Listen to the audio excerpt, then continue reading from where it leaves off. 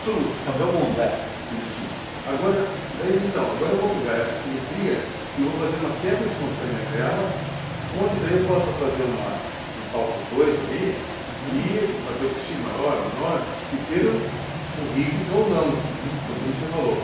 Dessa simetria, que é a conservação da carga elétrica, eu estou tendo o Higgs circunstancialmente.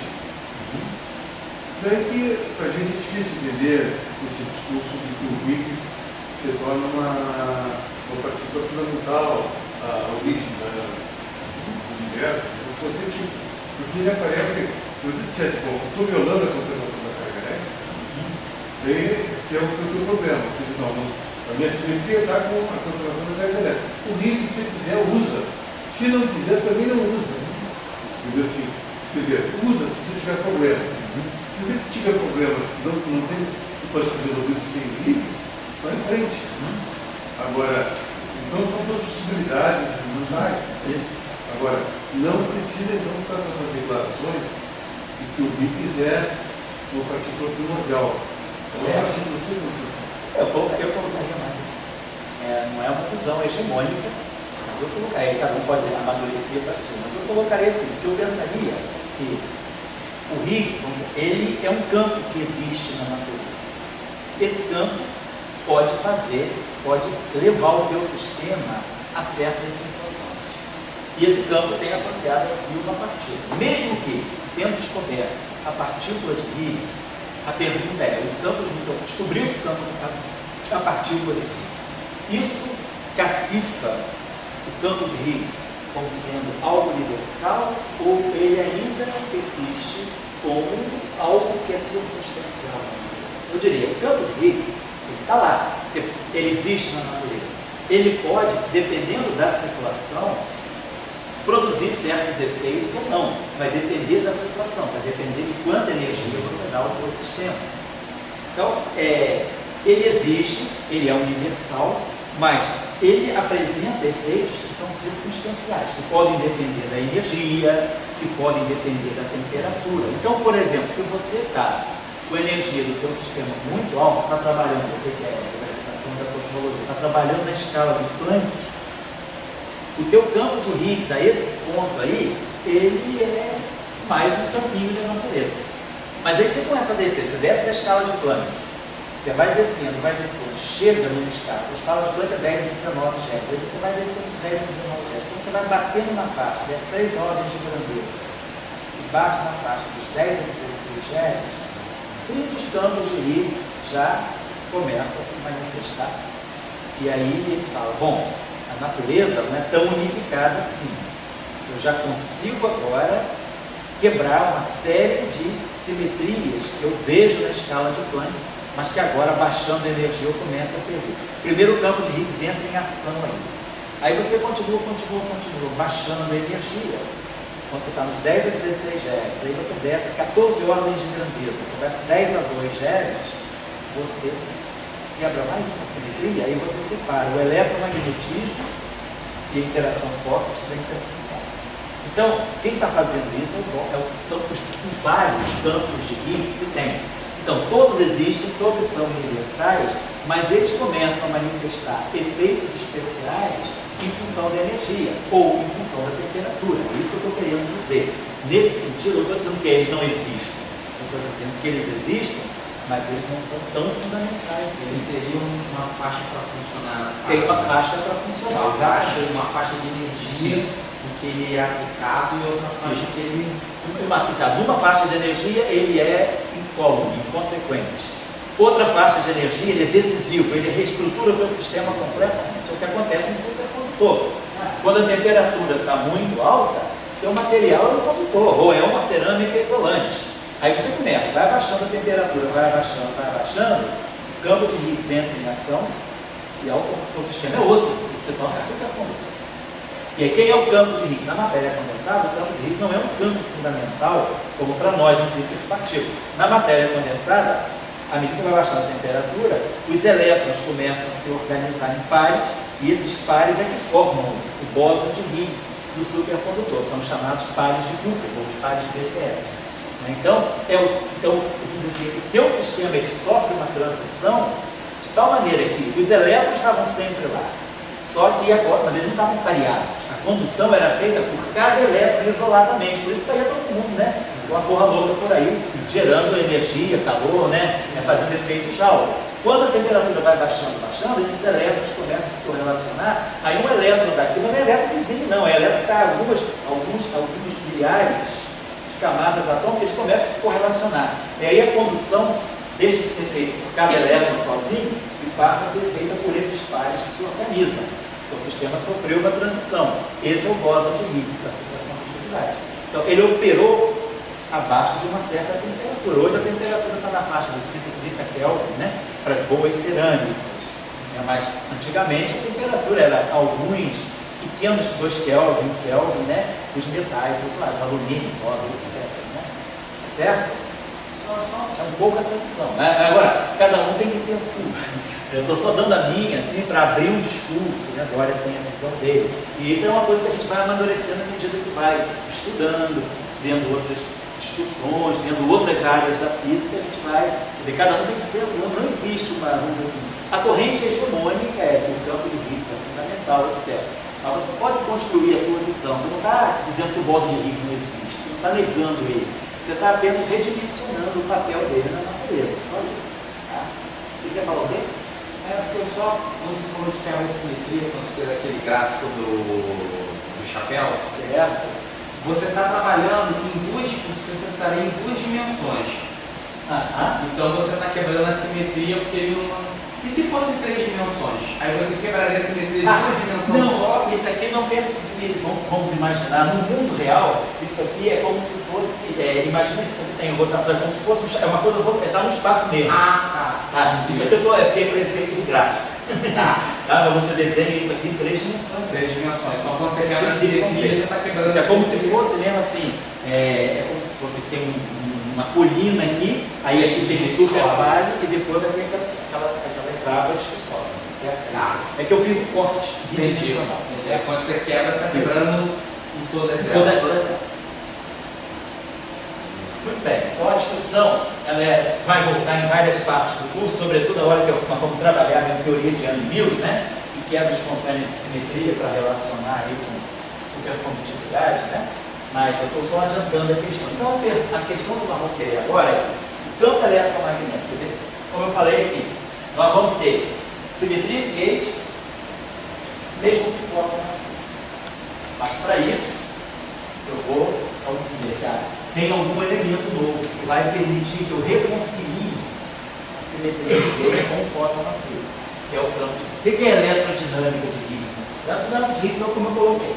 Ela vai ter um setor eletromagnético, os potenciais e os seus respectivos campos. Né? É ideia. Nada muda aqui. E, em concomitância, nós temos esse campo Φ, um campo H e um campo Q. Os 2 graus de liberdade associados ao Higgs estão assim relacionados. Então, o campo de Higgs completa esse aqui. Aí vai ter esse parâmetro, esse P0, mais esse H, mais Q sobre raiz de 2. Na verdade, o bóson, o campo de Higgs mesmo, é esse H. Esse aqui nós vamos ver, ele está lá. Mas ele tem um papel muito dúbio dentro do sistema. Ele é um campo muito, assim, delicado. Vamos ver, ele é um campo que ele entra para acionar a simetria de gauge, mas ele é um campo que não tem sentido, não tem caráter físico observacional. Foi não. Esse H e Q estão definidos no espaço-tempo, como é que é isso? São funções do espaço-tempo. Esse aqui é um campo H de Tx, e esse aqui é um campo Q de Tx. Só que são objetos escalares, eles não têm spin. São campos escalares, esse φ aqui é um genuíno campo, é um φ de Tx, né? E pegado dessa forma. Onde o V0 é essa constante. Então o V0 é uma constante, vamos dizer assim, ligada a 2 parâmetros fundamentais, que são aqueles parâmetros do potencial de Higgs, que é o menos, né?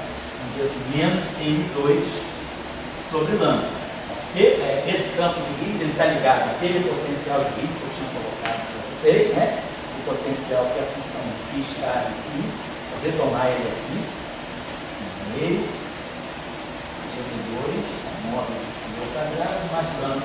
F4, F4. Então, esse é o potencial de Higgs, e esse mecanismo ocorre, esse eletromagnetismo se desenrola na situação em que M2 é negativo, né? Esse parâmetro que estou entendendo, não é o quadrado de um número real, é um número, é um parâmetro que tem dimensão de massa ao quadrado, por isso a gente coloca essa notação no número. E aqui o lambda é positivo. Então nós estamos trabalhando nessa situação. Nessa situação, o mínimo desse potencial acontece para esse valor do campo de Higgs. O campo de Higgs tem um mínimo que não é trivial, não é x igual a zero, não é esse paraboloide, né? Mas é aquele chapéu de mexicano. E ele se estabiliza, por exemplo, aqui ou aqui. Eu escolhi V0 igual a raiz positiva, né? E aí esses campos aqui são as flutuações. A partícula de Higgs que a gente mediu lá no LHC, quer dizer, aqui está a partícula, esse campo aqui é o campo que vai estar associado à partícula de Higgs. Então, daqui que vai sair o bóson de Higgs. Esse campo, ele consegue se configurar sob a forma de uma partícula, ele produz partícula, que é a partícula de Higgs. Esse campo, não. Vamos ver agora como é que ficam as equações. Como é que ficam as equações de Maxwell nessa situação? Esses escritinhos aqui rabiscados, só para ficar produzindo tudo com vocês. Vou botar aqui rapidinho. Aí a equação de Maxwell vão ficar. Então, setor de Maxwell.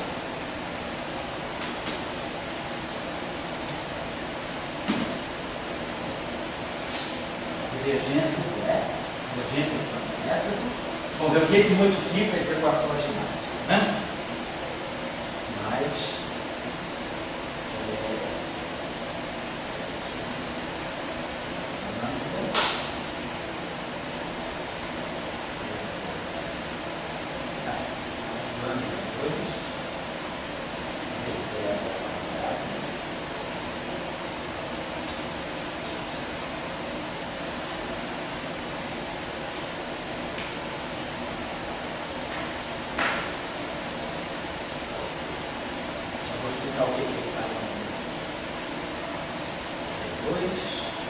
V0 ao quadrado, tá?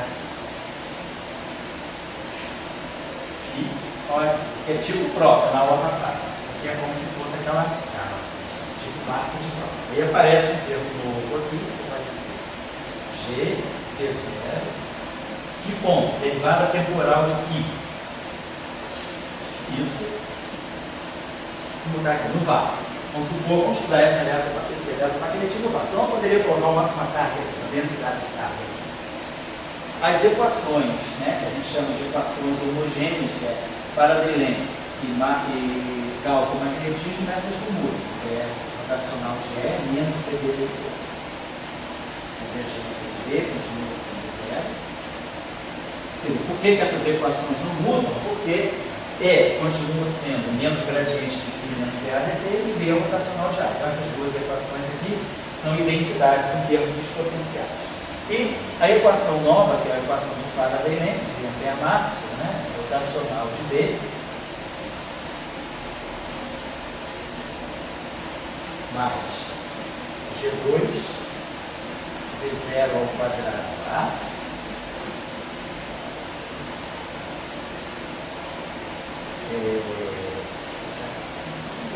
menos G2 0.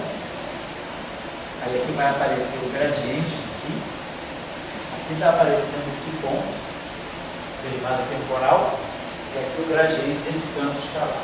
Isso aqui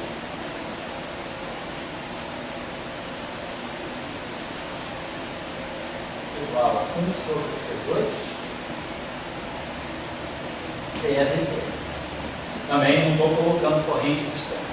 Supostamente estamos sem a presença de cargas e correntes. Então, isso aqui é o que acontece no setor de Maxwell. Então, esse campo aqui, vamos dizer assim, essa parte complexa, esse segundo grau de liberdade que vem do campo de Higgs, o fato de ser complexa, a parte complexa, a parte imaginária, perdão, do campo de Higgs, ela migra e ela se acopla diretamente com o fóton, com as equações de Maxwell. Então, as modificações da equação de Maxwell estão aqui e aqui. Aqui É uma modificação porque esse termo não tinha nas equações de Marx, mas tinha proca. Ó. Então a gente tem proca mais isso aqui. Aqui nós nada mudou, aqui nós temos proca, e aí aqui nós temos a novidade, que é o Higgs. Então aqui é a parte completa, a parte imaginária do Higgs. Então pode falar? Então, isso para mim faz pouco sentido, porque na aula anterior você falou que proca seria uma coisa abaixo. Isso. Proca é um caso particular dessa máxima. Por exemplo, se você fizer aqui igual a zero, Exatamente, vai dar exatamente. vamos ver por que você, por exemplo, pode fazer aqui igual a zero. O que a física do teu sistema comporta essa possibilidade. Então, isso aqui é o setor de Marx. E o setor de Higgs, propriamente, o campo de Higgs real, a parte real do campo de Higgs, que é o campo que vai dar a partícula mensurável, ele se desacopla do eletromagnetismo e ele fica nessa equação aqui, a equação de Klein-Gordon, D'Alembertiano, mais menos 2m2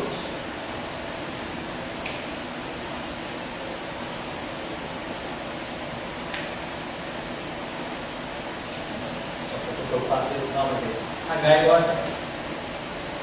Então, nessa eletrodinâmica, eu fiz uma baguncinha aqui, mas eu acho que as convenções estão certas. Tá aqui. Então, tá aqui. Então, isso aqui seria esse quadro. Não vale? Ainda não, eu acho que eu vou deixar depois que o Guga fizer. Aliás, para falar isso, o Guga marcou, parece, com vocês uma aula quinta-feira, né? Às 19 horas, não, 18 horas da semana que vem, não é isso? Acho que ele mandou um e-mail para todo mundo. Vocês receberam o e-mail, Gustavo? Não, a gente marcou na aula dele. Ah, vocês marcaram? Ah, então tá, porque parece que o Gustavo, então eu vou passar no e-mail de domingo, eu confirmo com vocês. Não, vai ser quinta-feira que vem, dia 14.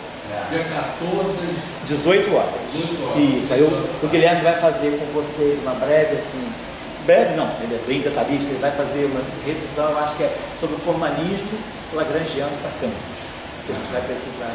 E depois, provavelmente, ele vai fazer alguma coisa mais, se alguém teve dúvida das aulas que andou assistindo, que eu sugeri como referência, alguma dúvida sobre a discussão do grupo de Lorentz, um pouco da teoria de grupo, né? Certo? Então, o Gustavo marcou quinta-feira, dia 14, às 18 horas. Eu vou mandar o e-mail do livro avisando você. Tá? Então, aí por isso, olha, eu estou deixando para falar daqui, eu vou depois rever tudo isso na formulação lagrangiana depois das aulas do Gustavo. Né? Bom, então, essa aqui é a eletrodinâmica de Maxwell Higgs. Vocês podem dizer, mas, pô, então, Higgs está sozinho? Não, Higgs não está sozinho. Porque o campo de Higgs tem dois setores. O setor real desacopla das equações de Maxwell. Mas o setor imaginário do campo de Higgs, ele se acopla ao fóton. Só uma coisa, como você sabe que entra dessa maneira as equações de Marx? Porque aí eu estou dando para vocês uma coisa que nós vamos ver depois. A construção da teoria de Gauge. Pela construção da teoria de Gauge, a gente sabe por que esse aqui vai para as equações de Marx e o H desacopla. Tá? Então, eu estou dando para vocês assim, o resultado de alguma coisa que eu ainda não fiz. Certo? Você tem uma pergunta. As equações de Marx, o campo elétrico e magnético, Pode falar. eles são consequências da carga elétrica. Então você tem que ter um divergente de E igual um rolo direito, para daí poder ter o campo elétrico e o magnético. Certo. Aí você não precisou botar carga elétrica para ter o E e o B. Nessas equações que você está colocando ali. Eu não lembro de estudar no vácuo. Posso colocar aqui. Não, mas digo, você não coloca. Não coloca, não. Podemos colocar o rosto elétrico com zero. Por essa equação, Aham. você pode gerar E e B sempre já botando carga elétrica. Certo. Sem dúvida. Isso. Então, quer dizer, você está Isso. saindo do Isso. escopo da carga elétrica e você no campo eletromagnético. Você pode estar dizendo o seguinte: esse campo aqui, ele pode ser fonte para o campo elétrico. O campo aqui, ele pode ser 24. Eu não preciso botar uma carga elétrica aqui para ter o campo E. Posso ter uma outra fonte para o campo E, que é o próprio campo. Da mesma forma aqui que a gente diz, o campo B variado no tempo é uma fonte rotacional do campo elétrico, ou pela corrente de alongamento do campo elétrico dependente do tempo, né? Ele é uma fonte também de campo magnético, que é a corrente de deslocamento. a gente agora tem um novo setor. Eu não preciso ter uma carga elétrica para ter um campo elétrico. Eu posso ter um campo elétrico gerado a partir desse campo que oscila no tempo. Mas isso, por exemplo, é uma situação muito fundamental. Tudo que saiu do século XIX foi que tinha que ter a carga elétrica como... Essa é a visão que o Jackson passa, né? Eu preciso de carga para ter campo, né? A gente sabe que hoje em dia isso não é verdade, né? Você pode ter campo às custas, você pode gerar um campo elétrico através do neutrino. Neutrino não tem carga, ele tem magnetismo. Ele tem momento magnético pequeno, mas tem. Então, se você tiver um gás de neutrinos, você pode ter um campo elétrico. Isso é uma reflexão, acho assim, bastante fundamental. Você, digamos... A gente está ampliando a nossa visão de mundo. Justamente a gente começa a caminhar nessas extensões, a gente começa a ver até onde o efeito eletromagnético pode ir. A gente vai discutir aqui depois, a gente pegar as relações de dispersão estendidas, por exemplo, na astrofísica, né? Em algumas relações de dispersão estendida. Você se pergunta, da onde é que podem estar saindo certas fontes do campo eletromagnético? Então, uma fonte do campo eletromagnético pode estar vindo da própria gravitação quântica. Estou dizendo assim, não é para fazer fantasia, né? Isso aí são estudos feitos, comprovados, teoricamente, mas não experimentalmente. Mas a gente sabe que, teoricamente, com a nossa visão de gravitação e com a nossa visão que temos hoje de gravitação quantizada, que seja uma gravitação quântica, você pode, através da gravitação quântica, trazer efeitos que vão servir de fonte. Você vai modificar, por exemplo, essa equação aqui, que é quase que sacrossanta. Você vai ter um desvio aqui sem monopolo magnético, como a gente falou no ano passado, a gente falou de monopolos magnéticos também, esqueci até de dizer, a gente modificou essa equação e essa equação, colocamos monopolos de Dirac. Mas você pode modificar essa equação e essa equação sem monopolos magnéticos, mas com o efeito induzido por possível quantização da gravitação. Então a gente começa a ampliar a nossa visão de mundo eletromagnético. Qual é a fonte real? O que gera um campo elétrico? Né? Numa visão mais básica, a gente sempre associa a fonte de um campo elétrico é uma carga elétrica. Um objeto neutro gera campo elétrico? Pode ou não gerar campo elétrico? Hoje a gente sabe que sim, o neutro não tem carga, mas tem momento magnético razoável. Então o neutro em movimento, ele é um momento magnético em movimento. Um momento magnético em movimento, ele pode gerar um campo elétrico. Ele gera um campo B, e o campo B variável, o que gera um campo elétrico também? Então a gente sabe que a gente já começa a modificar a nossa visão. Não é só carga elétrica que gera campo elétrico. E não é só corrente elétrica que gera campo magnético. A gente vai ver o exemplo na próxima aula, não sei se ainda hoje ou na próxima da semana que vem, de, por exemplo, dessa eletrodinâmica com anisotropia. Então, por exemplo, a gente colocar um campo eletromagnético em um meio anisotrópico, onde existe, sei lá, uma direção privilegiada, pode ser um campo primordial do universo, a gente começa a ter que o próprio campo eletrostático é fonte de um campo magnetostático. Não precisa nem ter campo elétrico variando no tempo, nem campo magnético variando no tempo. Eu posso ter um campo magnetostático que gera uma componente eletrostática e vice-versa. Ou isso acontece direto na teoria do eletromagnetismo de Chern-Simons, que nós vamos estudar mais à frente em 3 dimensões. Então, as fontes mudam, sabe? Isso está... Existe um ponto que eu discuto, que é a questão da ubiquidade da luz. Quer dizer, a luz, como todo mundo sabe, ela é uma coisa singular, porque ela não invariante, né? É totalmente diferente de tudo que a gente conhece a luz. Daí vem uma pergunta assim simples. Se a luz é tão importante, por que ela não é ubíqua? Ubíqua significa interagir com todo mundo. Daí, na física padrão, pelo menos que eu fui educado, parece que tem todos os livros, é que você tem que estar com a luz na carga elétrica E vezes a Mi. Pode escrever no quadro. Certo. Quer dizer, O pessoal conhece o acoplamento mínimo, né? Vou botar aqui. E a Mi. Sobre 200, vai falar. Então, o E tem que estar ligado ao átomo, para estar acoplado tem que estar ligado ao átomo. A carga. E a carga. Então, se você começa a poder gerar campo eletromagnético,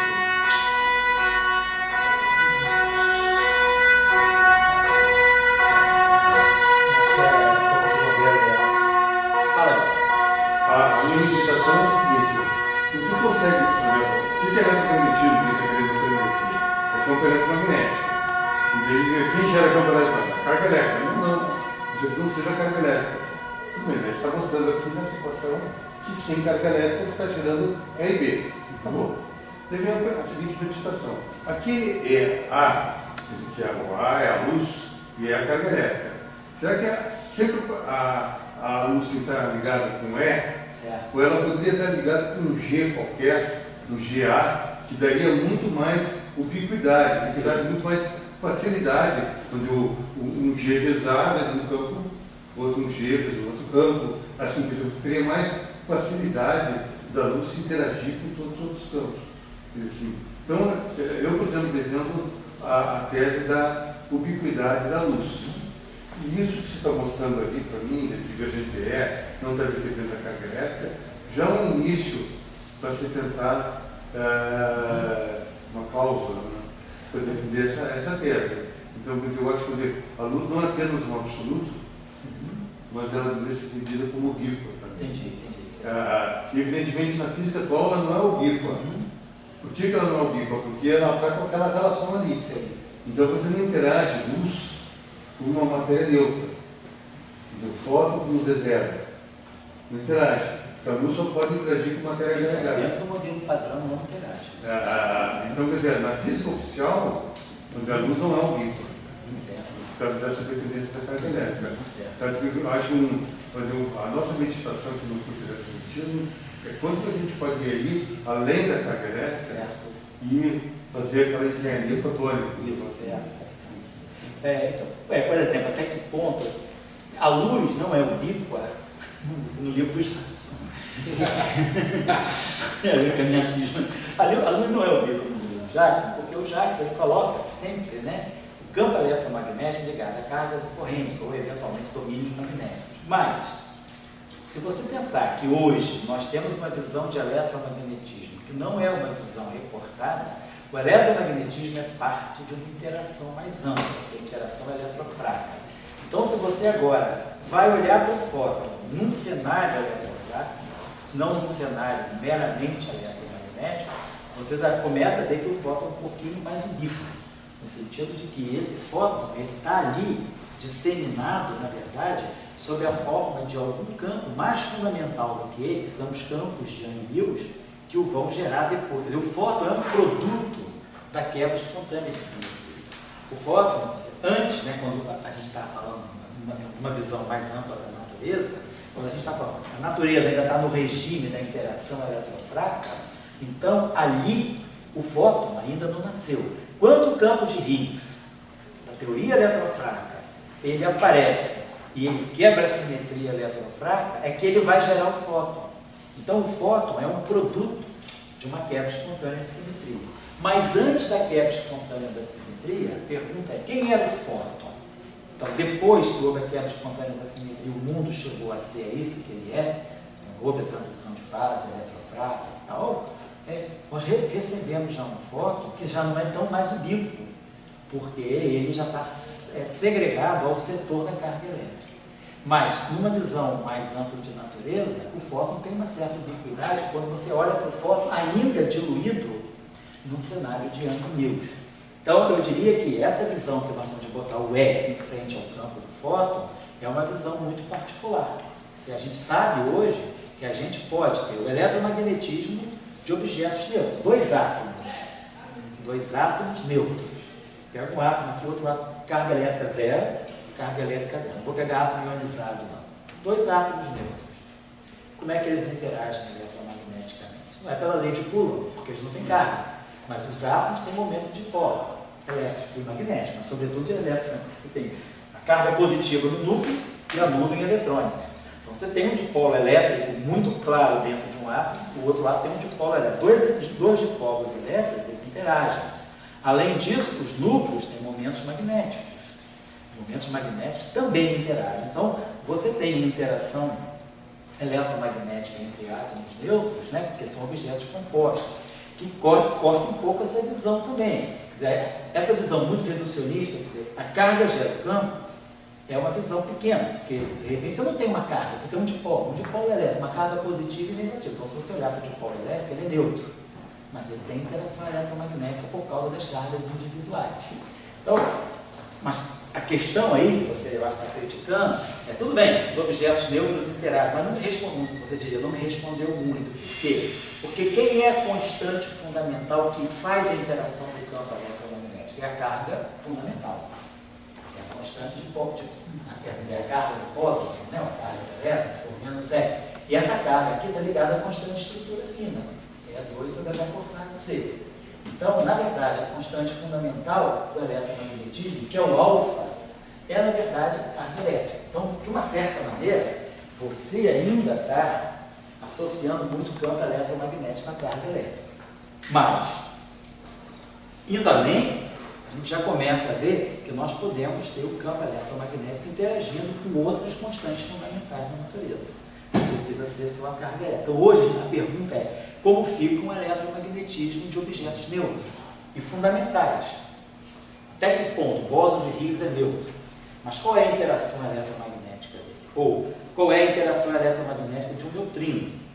Então, eu acho que a gente está tentando ver isso, mas a nossa visão de mundo hoje é tentar justamente transcender um pouco a essa noção muito materialista de carga e corrente para ter campo eletromagnético. A gente, por exemplo, se pergunta: será que um gás de fótons, um gás só de fótons, será que um gás de fótons pode gerar campo elétrico? Ou, que a gente sabe, um gás de fótons tem energia, gera campo gravitacional. Eu posso tirar, sei lá, a métrica de tipo Schwarzschild a partir de um gás de fótons. Mas a pergunta aí, o campo eletromagnético, uma coisa completamente neutra. Qual é o campo eletromagnético dela? Então a gente tem que começar a pensar que você pode ter outros variantes. A própria eletromagnetismo, ele não é só isso, ele também tem desvios não lineares. Nós vamos estudar aqui no curso os aspectos não lineares do eletromagnetismo. E aí, se você começa a colocar, que é a fotônica, se você começa a colocar efeitos não lineares nas equações de Maxwell, aí você começa a ter que fóton gera campo. O que normalmente não acontece. Você conhece gás de fóton gerando ou não? Não tem nenhum experimento. O experimento, por exemplo, espalhamento luz-luz, que é um espalhamento que foi estudado em 1934, ainda não foi medido. O espalhamento luz-luz ainda vai ser medido, provavelmente em 2018. Ainda está em construção o chamado colisor de fótons. Então, são coisas muito delicadas. Assim, essas medidas de alta interação da luz são efeitos muito delicados. Não se conseguiu até hoje. Por exemplo, não se conseguiu experimentalmente fazer, por exemplo, gama ainda é mais ainda. A criação de pares, né? A partir da interação gama-gama não foi algo ainda que foi possível fazer em laboratório. Como também o espalhamento gama-gama, fóton-fóton, indo de fóton-fóton, né? Que é a interação, que é o espalhamento de dois fótons que vão em dois fótons. Isso ainda não foi medido experimentalmente. Tem um cálculo teórico de Euler e Heisenberg de 1934, mas nós estamos já há 82 anos esperando para fazer essa experiência aí. Provavelmente vai ser em 2018. Então, está sendo construído um anel colisor de fótons na Alemanha, e aí um dos experimentos em vista é medida do espalhamento fóton-fóton, que é o chamado espalhamento de Delbrück, e a produção de pares no laboratório. Olha, a verdade que o fóton, né? Fóton-fóton. Aí fóton gera campo eletromagnético. Não é a Heisenberg. Não. Ela é só não linear. Ela só não... Mas qual o problema dela? Ela é unitária? Como ela é uma... Se você não colocar matéria, sim, mas se você colocar matéria, ela perde a unitariedade. Como uma teoria fundamental, ela não é boa. Ela é uma teoria efetiva. Ela é uma teoria, é mais um modelo do que uma teoria. Não é tão fundamental. O nome do PT alemão que você falou, que em 1932, você devia dar o nome do seu irmão, que viu pela primeira vez essa coisa da interação fóton-fóton, né? Da não linearidade do eletromagnetismo. Eu posso pegar lá na sala agora? Vou dar uma imagem agora. Vou pegar, então. Você tira o curso. Pega o papel aí, o papel que eu vou ser obrigado. Vou pegar o papelzinho que eu escrevo lá, trago uma cópia para vocês. Trago até a referência, tem guardada lá comigo. É que, falando com o pessoal aí, vocês falaram em 1932, né? 32. Depois 34, em cima dele, vieram Euler e Heisenberg. O Borinkel é. Borinkel é 34, 35, né? Em cima desse. Foi o primeiro óleo, né? Olha, Heisenberg veio primeiro que Borinkel. Eu vou dar uma intervalinha agora, são 6 horas, eu quero um intervalinho até 6h20, já teve 20 minutos de relax, tá bom?